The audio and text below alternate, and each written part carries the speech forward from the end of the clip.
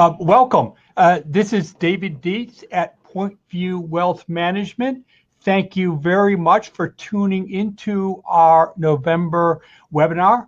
We are very excited to present what we think is a very timely topic, which we believe will be well worth watching. A couple of housekeeping items here. One is you are best advised to be watching this webinar using Google Chrome as your browser. People have had difficulty using Microsoft's Internet Explorer. Second, we will invite you to submit questions throughout our webinar, and at the end of the webinar, we're going to take those questions and do our best to handle them. Feel free to try and stump us. Finally, we are going to have a poll, which is going to ask you some questions as to where you see the Dow over the next 2 years. In fact, when you think the Dow will hit 30,000, we invite you to submit your response. At the end of our webinar, we will share the results. Now, I am now going to turn it over to my esteemed colleague, Elaine Phipps. Elaine has over 25 years experience in the financial services business at such esteemed firms as First Boston, Chase, Moody's, MetLife. She received her BA from Holy Cross. She has an MBA from NYU and does so much in her community, including having served as a trustee at the Summit Area YMCA. With that, Elaine, I kick it to you. Thank you, David, for that wonderful introduction. So for those of you who are joining us for the first time, I would like to provide an overview of our firm, Point View Wealth Management. We are a wealth management firm located in Summit. Point View was founded in 1993 by David Dietze, so we are in our 26th year of operation. We are an SEC registered investment advisor, so that ties us to the highest industry fiduciary standards. We are now affiliated with PPAC Private Wealth, a firm with assets under management of $6.6 billion. The PPAC Wealth Group employs over 90 team members to provide wealth services throughout New Jersey, Delaware, and Florida. What we do very well here at Point View is to provide customized investment management. Our niche is individuals, families, small institutions, and nonprofits. We manage portfolios with the goal of maximizing tax efficiency and transparency. To do so, we use individual stocks and bonds where possible to create a customized portfolio. Point View has a $500,000 minimum relationship size, which would include all family accounts. Our annual fee is a flat 1% of assets under management. This would cover our financial planning services as well as investment management. As we sidestep the use of mutual funds, our clients avoid paying those additional embedded fees. We also offer a flat fee financial planning analysis, with the fee being credited against future management fees should you decide to move your assets to Point View. As an additional measure of security and comfort for you, we custody all assets at Fidelity in the client's name. This means you can log on to the Fidelity website each day to see how your account is doing. This is a recently taken photograph of our team. In addition to David, our founder, we have Claire Toth, who heads up our financial planning business. And we also employ 3 additional portfolio managers, myself included, as well as a full client services team. Everyone's bios are listed on the website should you want to look further. In terms of accolades, Point View was named to Investopedia's 2019 Top Advisor list, and in 2018, Financial Advisor magazine's Top RIA list. So I am now going to turn this back to David to discuss what the market has been doing, what we can expect, and how to position your portfolio. Hey, thanks, Elaine. So let's set the table. Before we think about where we're going to go, let's take a look at where we've been. Stocks have been up big this year, with the S&P 500 having increased by over 24%. Of course, need to put that into context. There was a worst year for the S&P since 2008 last year. The S&P dropped over 6%, and there was a big waterfall in Q4 with the S&P dropping 13%. So a lot of our gain this year was a bounce back from last year. Now, if you look over the last 10 years, going back to September 30th of 2009, stocks have enjoyed a long bull market. But again, that needs to be put into context because we had one of the worst sell-offs before this last 10-year period started, with the market down about 50% in the so-called subprime crisis that started in 2008 and bottomed out in March of 2009. So that sets the table.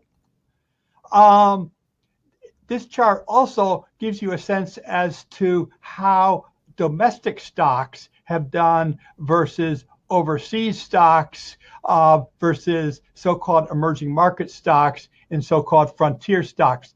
Basically, you can see here with the domestic stocks have way outperformed international stocks, including emerging market stocks. That's been a complete turnaround, really, than what we saw in the first decade of this century. So with that being said, people want to know, what can we expect next year? Well, truth be told, it's very difficult to make a very short-term forecast in this business. As Warren Buffett likes to say, a proper holding period is a lifetime.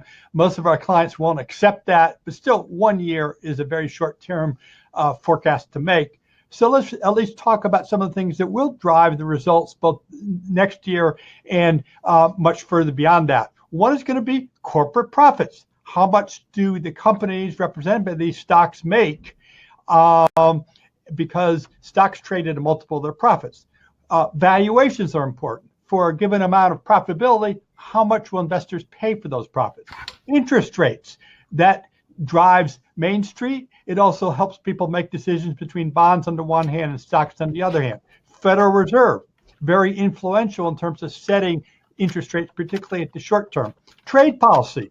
Trade is a good thing, but to the extent we impede it by taxing it, that's a negative. The economy. Obviously, the stronger our economy, the more likely our corporations are going to make profits and the better the stocks are going to do. Fiscal policy. Let's not forget that the biggest spender and the biggest taxer, of course, is old Uncle Sam.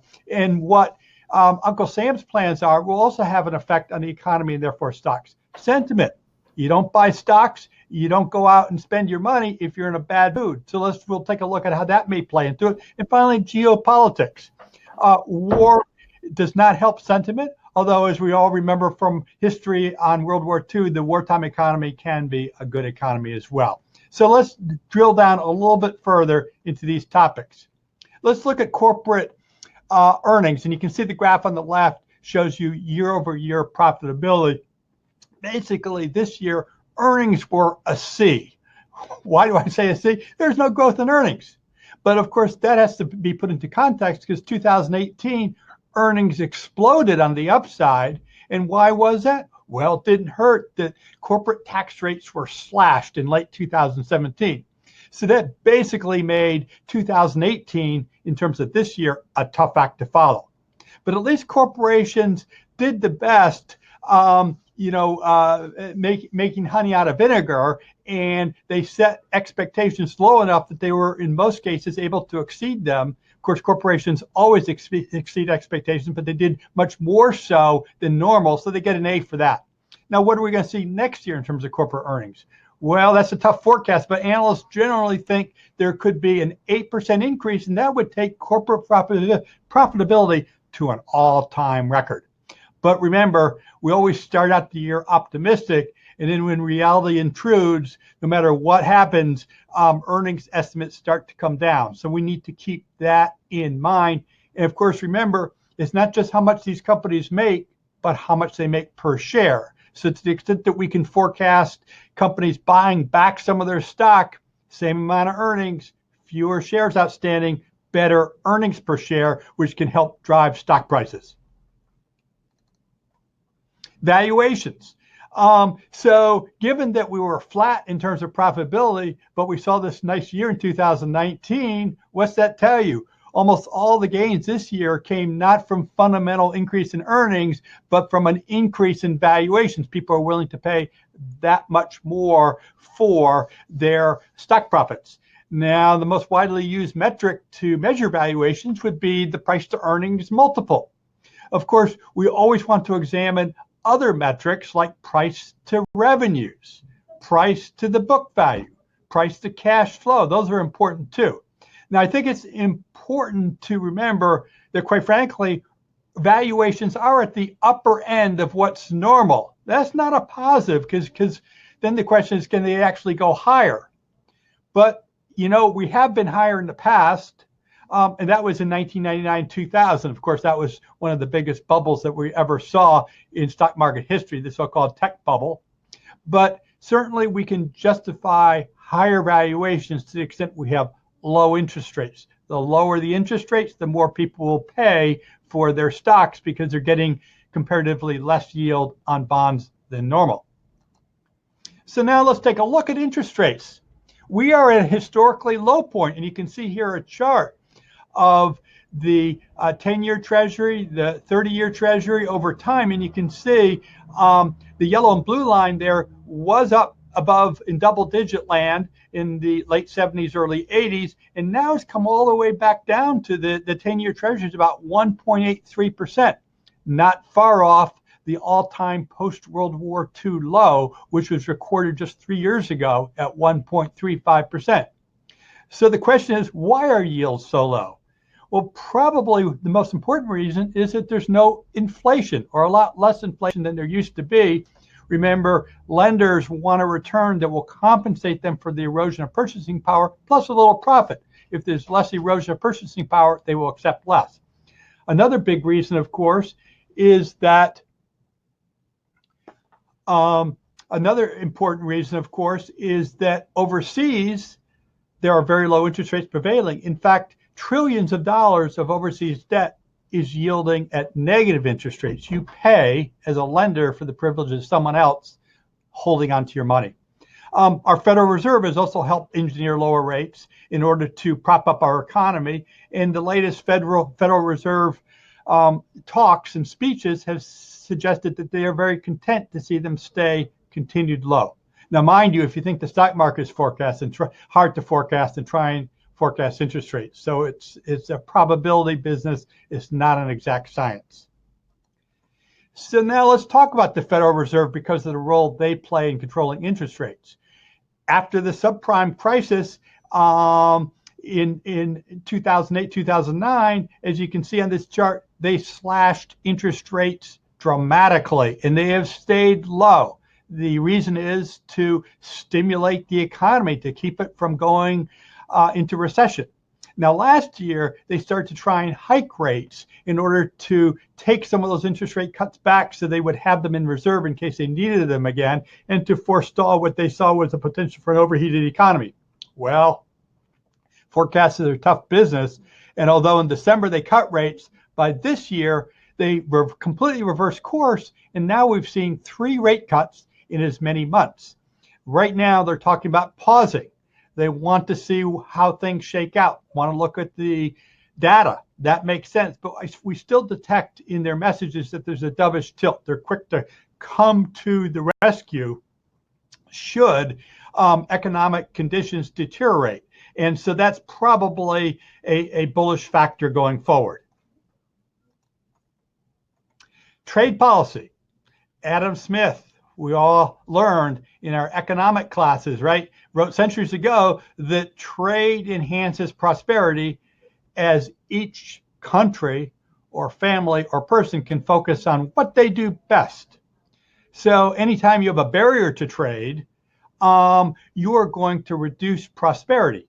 Tariffs or taxes on trades are a type of barrier. So the current administration has imposed tariffs against the world's second largest economy. That would be China. But in fairness, they're trying to do that to achieve longer-term economic advantages. Nevertheless, these tariffs have reduced confidence. They have raised costs, and they have weakened the global economy. So one key factor in terms of making a forecast for next year is, where is trade policy going? If there is a truce and tariffs are reduced or even removed completely, we think the markets and the economy will respond well.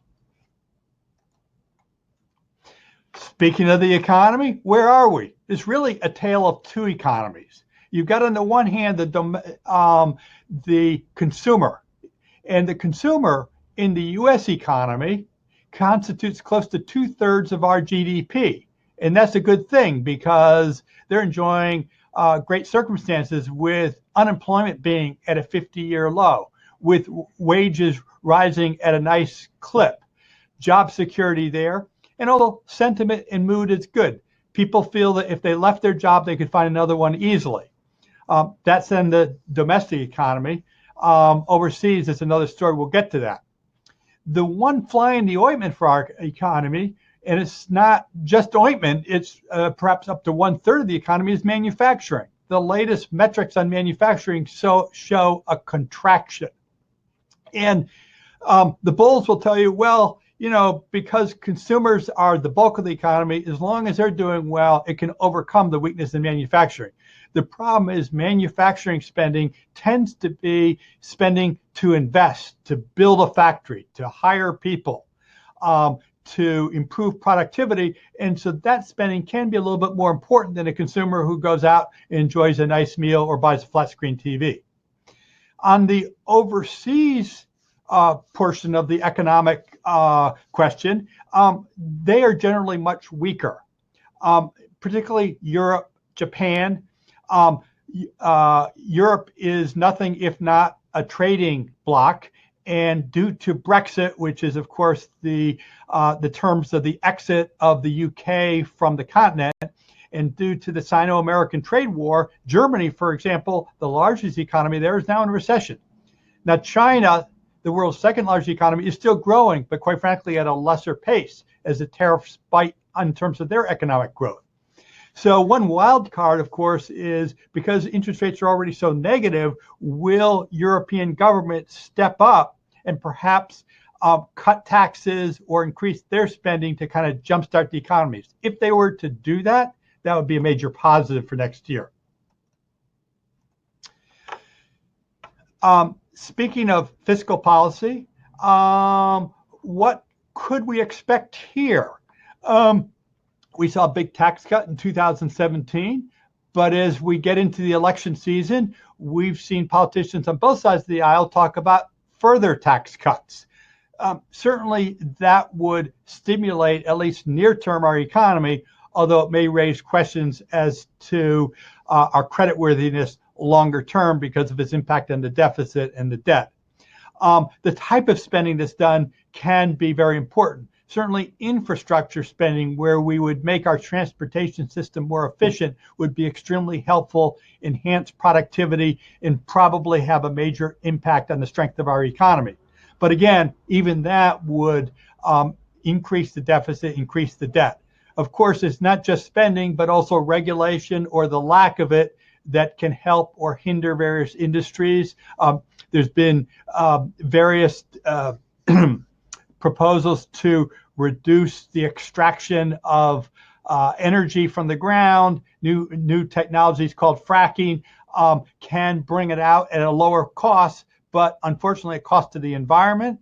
So that's something to watch. And of course, healthcare is a big sector of our economy, and there's various proposals to overhaul that. And that could also have effect on the outlook for the markets and the economy next year. In terms of sentiment, do people feel good about things? Then they're going to be more likely to invest and spend as opposed to stash their money under the proverbial bed. Geopolitics, obviously having to worry about such countries as North Korea, such as Iran, and other hotspots can be a dampener in terms of decisions by corporations and families to invest and to spend. Right now, they're probably simmering, but will they boil over? To the extent that you're pessimistic there, you might be more pessimistic on the market and the economy.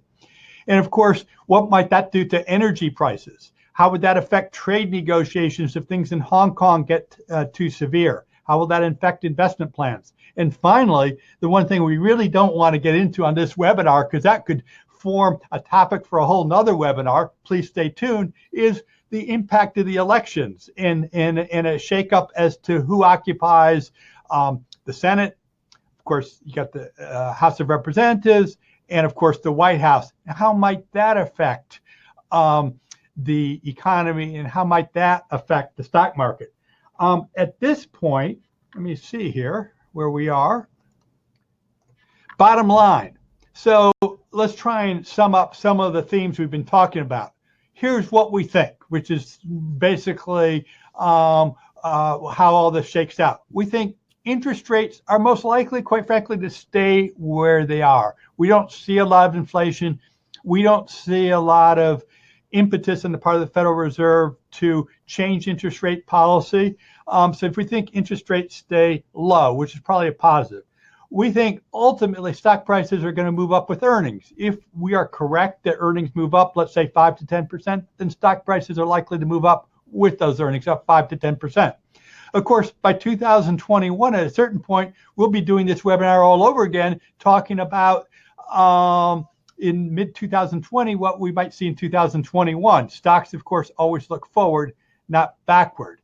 Of course, another factor is we will be coming into the home stretch of the election, and all policymakers, including the Federal Reserve, like to move onto the sidelines as they don't want to be accused of somehow pulling a switch at the very end to favor one party versus another. We do think that to the extent that we know that trade disputes are a wet blanket on the market, on the economy, we think our government, that might mean the White House, will try to back burner trade disputes and become less contentious there in order to keep economic participants in a good mood and focused on what they do best instead of worrying about headlines. Energy, healthcare, banking sectors, those are all sectors that could be affected by various proposals by the candidates, and therefore those sectors in particular could show some volatility next year. Now, at this point, I'm going to turn the presentation back to my esteemed colleague, Elaine Phipps. Thanks, David. What I'd like to do is just summarize what we at Point View believe are the best ways to invest and position your portfolio for optimal results based on what David just discussed is going on in the markets and the economy. First, we advocate keeping costs down and managing for tax efficiency. So remember, it's not just about what you make, but also what you keep after paying Uncle Sam his share of your tax bite. So in order to do that, we highly recommend, if you have a substantial portfolio, buy individual stocks and bonds and manage the capital gains that way versus mutual funds and ETFs. Secondly, you should have an asset allocation target that's based on your risk tolerance and where you are in your life and what's going on. It should not be based on what's happening in the market every day or be changed in reaction to market events. So once you have the target, stick to it and make sure you rebalance regularly. At Point View, we do that every month. Many investors choose to do it every quarter. In any event, as this chart shows, if you were to set it and forget it over a long period of time, you might end up with a much larger portion of stocks taking up your portfolio than is prudent or recommended. So you should know where you are and take actions to keep things in line. The key to rebalancing: buy low and trim assets when they are high. Sometimes this is psychologically hard to do, and we know that. When equity gets to be a larger portion of the nest egg, cut it back in favor of bonds. Similarly, when the stock market is out of favor, as hard as it is to pull the trigger, history has shown that is often the best time to add. So we counsel you to do that. And just as we advise everyone to take the long view on their portfolio, we also advise you to stay diversified. Don't just load up on US stocks that are in the biggest indexes. Don't forget international representation, as well as some of the small cap and mid cap holdings. And then finally, our picks in terms of attractive sectors right now include cyclicals, energy names, and industrials. Those have not kept up with the general market trend and represent a return to core value investing. So I will now pass this back to David. Oh, one more slide, I apologize. Just thanking you for your time today. We're going to move into the question portion, but please, if you are interested in speaking with us, we are very interested in speaking with you, and you can call at any time to set up a complimentary meeting to discuss your portfolio. David? Thank you so much, Elaine. So this is a fun part of the webinar. we're going to answer some questions. And one question that's come in, I'm actually going to toss this one back to Elaine, but anyway, so this questioner says, why should we invest in bonds given that interest rates are so low? Elaine? Right. Well, we really view bonds as the yin to the yang of the equity portfolio, or as an insurance policy. So bonds are part of a diversified portfolio, and they're there really to offset the volatility that you would see in equities. So even though there are low interest rates right now, bonds still belong there. A bear market in bonds will not be nearly as bad as a bear market in stocks. And as a point of reference, in 2008, when the S&P was down 37%, the Barclays Bond Ag was up 5%. So you need the diversification, you need the stability, and you need the insurance of bonds. So whether they're at high rates or low rates, we feel they need to be part of the portfolio. Thank you, Elaine. Okay, here's an interesting question. A viewer says, is investing any more difficult than buying an S&P 500 index fund and becoming a Rip Van Winkle and coming back 20 years later? Hey, no question about it. The S&P 500 has done very, very well over the last decade, and it has outperformed many more diversified portfolio compositions. But a couple things. One is the S&P 500 hasn't always done well. The first 10 years of this century, from 2000 to 2010, the average annual return of the S&P 500 was negative 70 basis points per year. So it's not always that way. Another thing to keep in mind is that an S&P 500 portfolio basically does not have exposure to international stocks, which make up about 2/3 of the world's stocks, and doesn't have exposure to smaller stocks. Historically, smaller stocks have actually outperformed larger stocks. The idea that the larger stocks are kind of like dinosaurs and there are limits to growth as they already dominate markets. The smaller companies have more room to run. International stocks is long cycles, but often do very, very well. Right now, you have a very large valuation disparity between domestic U.S. stocks and overseas stocks, which could suggest that they're going to pick up their pace here. Another reason to not use an index fund is that although it's called the S&P 500, they don't equal weight all 500 stocks. So they're weighted according to their so-called market cap, which is their value in the marketplace, which means the most valuable companies, the ones that are priciest, have the most weighting and vice versa. And that actually turns investing 101 on its head, because usually you want to accentuate the cheaper stocks that have not yet moved up in value and take a more skeptical or lighter touch with those who are already the behemoths. So the S&P 500 does the exact opposite. Right now it's working, but it doesn't always work.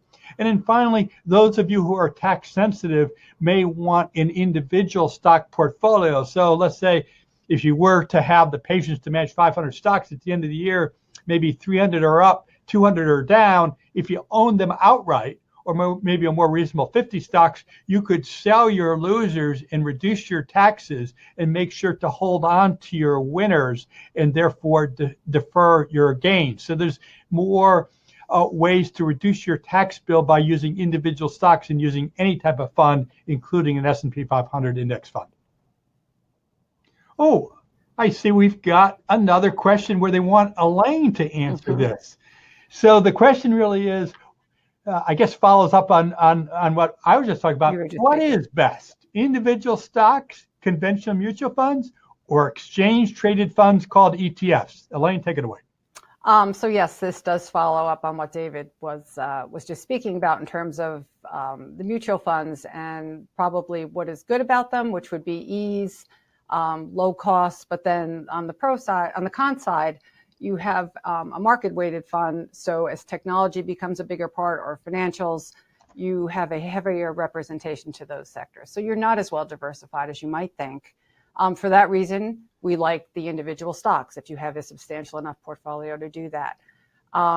We also like the fact that you can control your tax basis in your individual portfolio.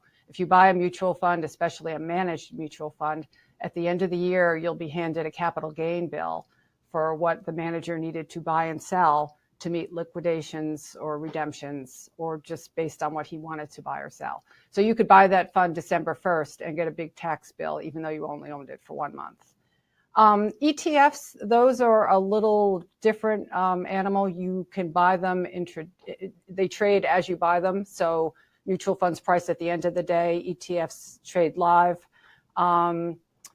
They have a little bit more tax control than the mutual funds might. But once again, there have been some issues where the net asset value does not line up exactly with the price you are paying, especially in volatile times. So we're sometimes a little hesitant with them.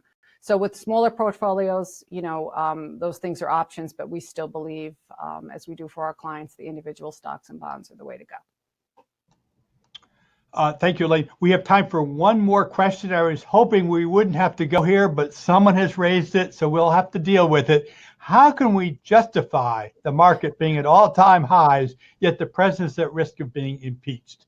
And there's no safe answer to that, but we could look at that issue versus changes in interest rates and changes in tariffs, where both interest rates and tariffs have a bottom line cost. Obviously, if interest rates come down, you're more likely to be able to get a better deal on your home equity loan or a better deal on buying a house, while the proceedings in Congress don't really necessarily have a bottom line effect on your family budget.